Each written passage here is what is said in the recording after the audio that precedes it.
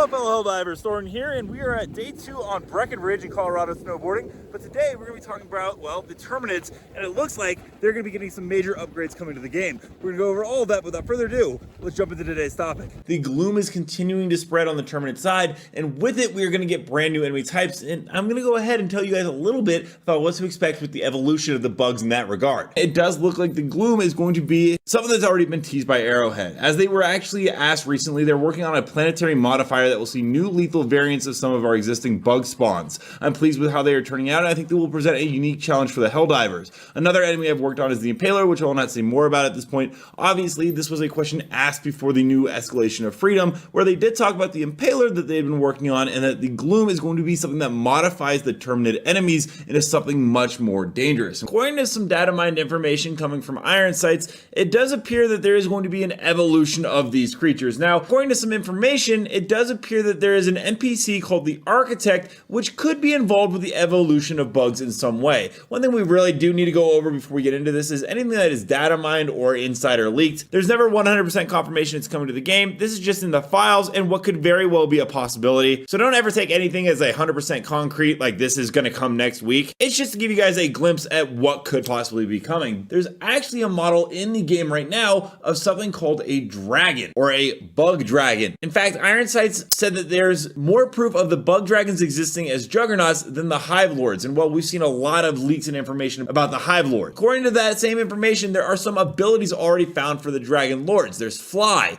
Burrow, Unburrow, Start Dive, End Dive, Crash, Bark, and I just find the fact that there is a bug out there barking that's a dragon. I hope it's like a really cute bark instead of a fearsome roar. I feel like that would just be awesome. But it has more abilities than the Shrieker, and it cannot open a bug breach as of when he had found that information. There was oddly enough some stuff for Helldivers 2 soundtrack that featured flying space bugs as well, so it does seem like this is something that the developers have been working on for quite a while, and it'll be interesting to see how the Architect actually rolls into this. We also know that at some point there's supposed to be more variants in the future, like hallucinogenic bugs. And if you think that sounds kind of crazy, well, there's a new spore system that is being worked on in the future. Iron Sights went ahead and gave us a pretty basic rundown right here back in May, letting us know that there are mutated acid planets, which we have kind of briefly seen, but death troopers who are equipped with fluoroantimononic super acid. I'm not even going to pretend that I pronounced that right. You'll have to wear gas masks on the planets, and one of the planets is described as having deposits of poisonous gas, lakes of acid,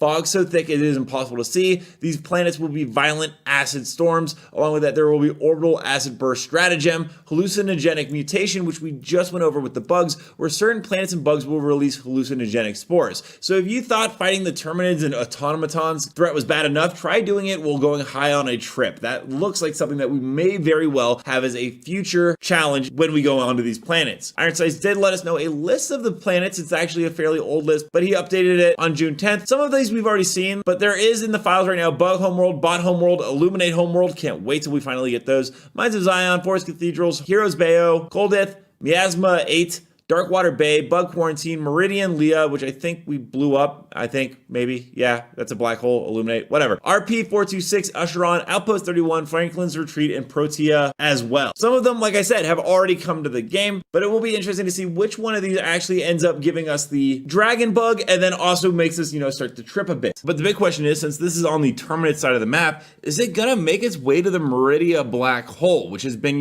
the last major story beat we got involving the Illuminate to some capacity? And what would happen if the Gloom got into the other side? Is it possible this is what kicks off the war between Super Earth and the Illuminate, as we have seen Iron Sights actually post tripods in game? Apparently this is going to be as big as a Bile Titan, which is absolutely terrifying and could be the thing that escalates the war further. We do actually have some early data mine information from a Coretta Kelly broadcast, and we'll play it in the video right here so you guys can hear what's coming. If you don't want to know what is going on with the Gloom and what our plan is to fight it, you can turn away now, but you will be in for a little bit of a shock and surprise to see what exactly is going to be the outcome of the Gloom.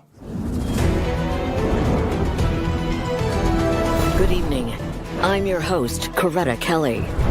Today, the mysterious cloud of spores known as the Gloom finally showed signs of slowing its growth. The cloud, which began emanating from the core of the Terminid quarantine zone last week, has doubled in size almost every day and now encompasses nearly a dozen solar systems. All attempts to peer into the gloom so far have failed, and military probes sent inside have all quickly ceased broadcasting. Experts speculate that the gloom could be some kind of mutation incubator, supercharging the already extremely high rate of Terminid evolution. Currently, efforts are underway to construct a sturdier probe by insulating it in several layers of aluminum foil. That's Liberty's latest. I'm Coretta Kelly. So that's all the news that you guys need to know about Helldivers 2 today. That being said, we're going to go ahead and move into some of the fun gameplay and clips. Remember to submit any that you guys want to see on screen. Feel free to do so. But without further ado, let's watch the best highlights of the last couple days of Helldivers 2 players. Calling down a walker.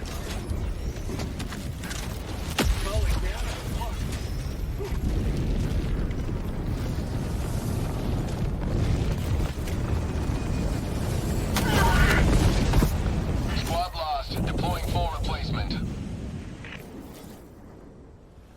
Request approved. Reinforcements on the way. Point me to the enemy.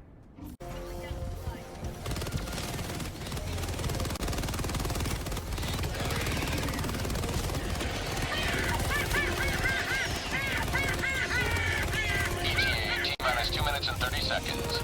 Requesting orbital. Calling in orbital strike. Requesting air support. Administering freedom.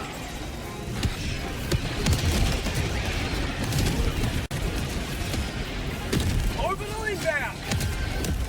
Orbital Eagle barrage 1 leaving incoming. combat zone Stand to clear. resupply.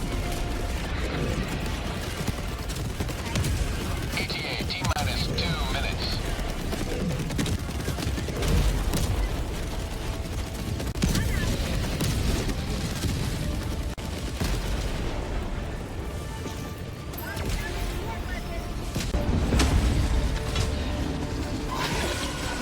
Go now and shoot you full. Remember this. Every day is a good day to die for democracy. Calling down a sentry. Requesting sentry. Calling in orbital strike.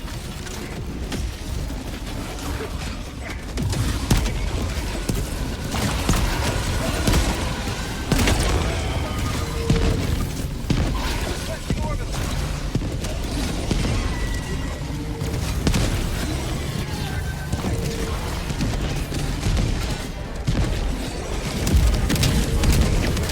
Let me know down below, what do you guys think about new types of Terminids coming into the game, and what do you think is going to be the story with the Gloom, possibly leading into the Illuminati? Also, don't forget to check out this video and this video right here, where I cover more Helldivers 2 news. Until next time, everyone, thanks for stopping by.